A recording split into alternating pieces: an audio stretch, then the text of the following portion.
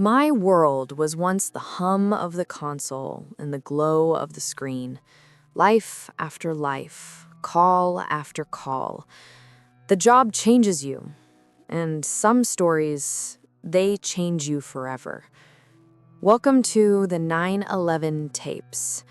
I'm a retired dispatcher, and I need you to hear what I heard.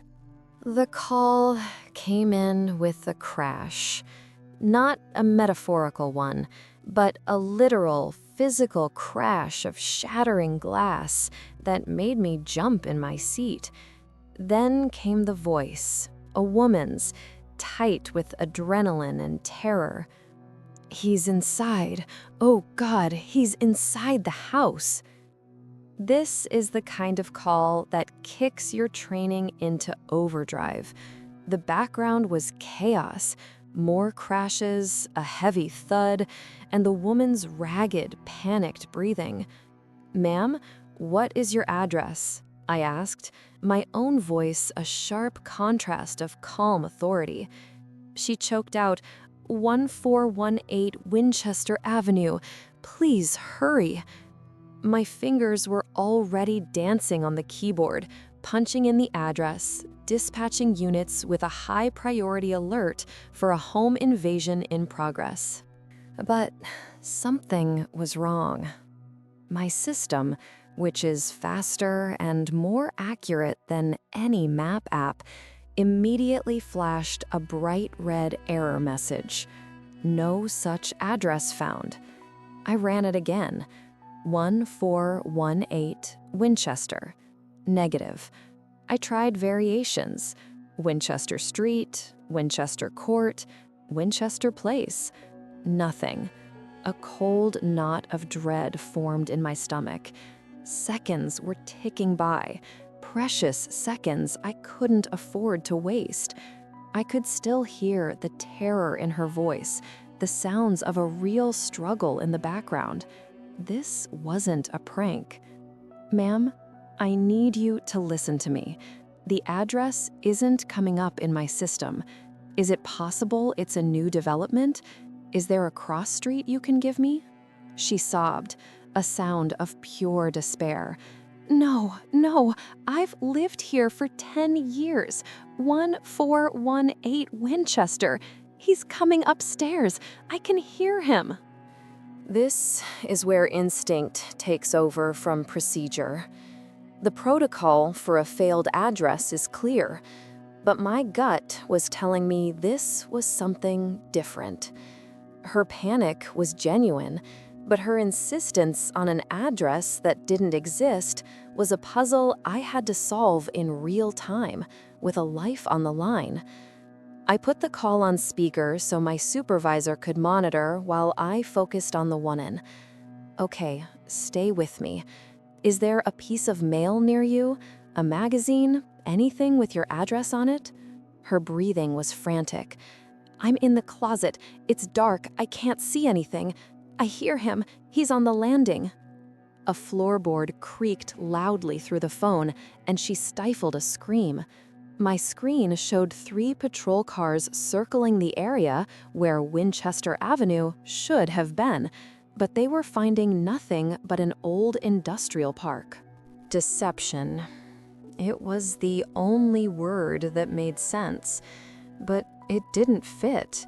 Why would a woman in mortal danger lie about her address? Unless the lie wasn't for me. My mind suddenly shifted gears.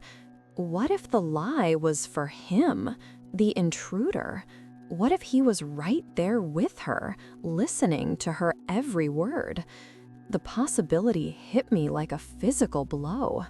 The entire dynamic of the call changed in that instant. I wasn't just talking to a victim.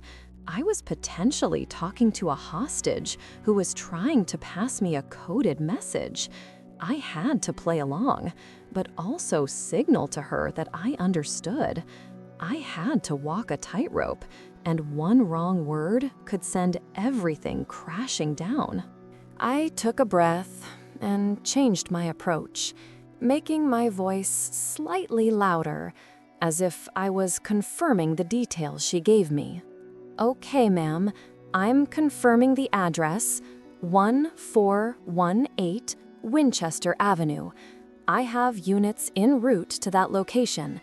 They should be there any second now." I was speaking to her, but also to the man I now believed was listening. I wanted him to think help was going to the wrong place, to give her a few more moments of safety. Then I lowered my voice back to a conspiratorial whisper. "You're not at Winchester, are you? Is he making you say that?" For a long moment, there was only her ragged breathing. Then, the quietest sound imaginable, a single, almost inaudible tap on the phone. Yes. My blood ran cold. This was a scenario far more dangerous than a simple break-in. This was a domestic situation, an abduction, or something even worse. The man wasn't just an intruder. He was known to her, and he was controlling the call. That single tap was an act of incredible bravery. She was fighting back in the only way she could. Now it was my turn. My primary task shifted from finding her location to keeping her alive while I figured out another way to get her real address. I pinged her cell phone, but the signal was bouncing off multiple towers, giving me a search radius of nearly half a mile. Useless. I needed more from her.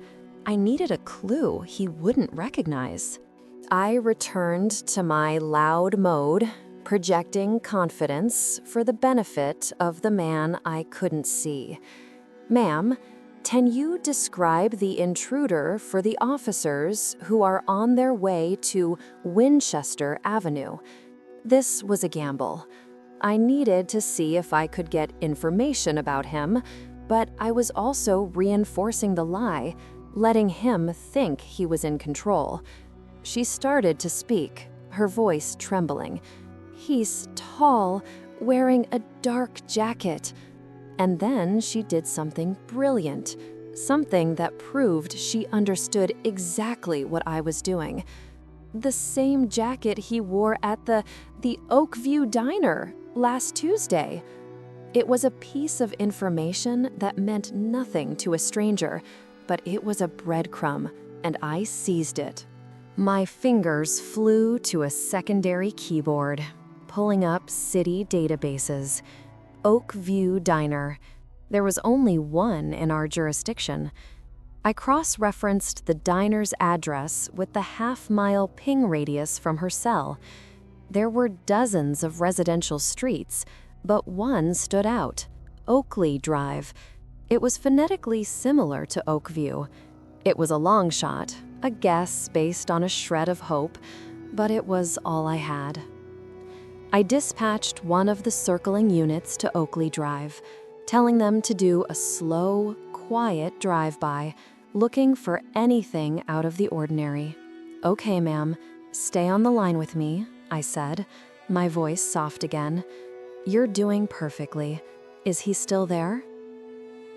Another faint tap. Yes. The tension was unbearable. I was listening to the sounds in a dark closet while simultaneously watching a GPS dot crawl down a street miles away. "What's that noise?" she whispered, a new terror in her voice. Through her phone, I could hear it too, a low, rhythmic thump, thump. It sounded like he was searching, pacing through the rooms, opening and closing doors. He was looking for her. He knew she was hiding somewhere. The game was coming to an end. The officer on Oakley Drive radioed in, his voice a calm whisper. "Dispatch, I'm on Oakley. There's a blue sedan parked halfway on the lawn at 1418. Front door looks like it's been forced." 1418? Not Winchester. Oakley. She hadn't given me a fake number, just a fake street. It was the only lie she could risk. "He's at my door," she whispered, her voice cracking.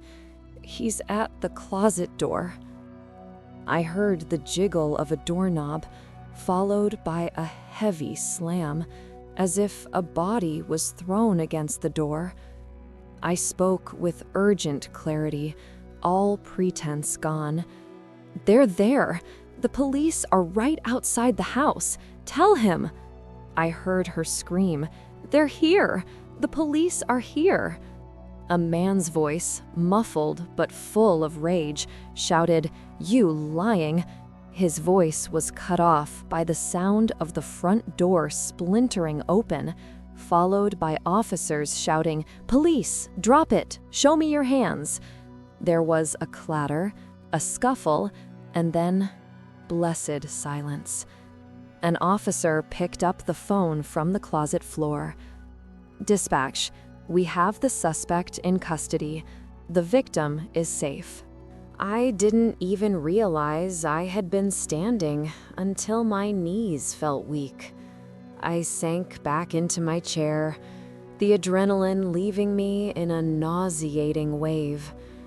The suspect was her ex-husband, a man with a restraining order who had broken in and forced her at knife point to call 911 and tell them a false story, a twisted psychological game to make her feel utterly helpless before before the officers got there. He wanted her to call for help he knew would never arrive, but he never counted on her courage. He never counted on her cleverness, and he never counted on the instinct of the person on the other end of the line. That call became a textbook case in the academy, a lesson in listening to what isn't being said. We teach new dispatchers to trust the technology, to follow the procedure, but we also teach them to trust that knot in their stomach when a call feels wrong. Technology can find a location, but it can't detect a lie meant for someone else in the room. It can't hear the bravery in a single, almost silent tap. That woman's life wasn't saved by a GPS ping or a database. It was saved by a shared secret, a desperate, unspoken alliance between two strangers, one hiding in a closet and the other in a brightly lit room miles away, connected only by a thread of pure human instinct.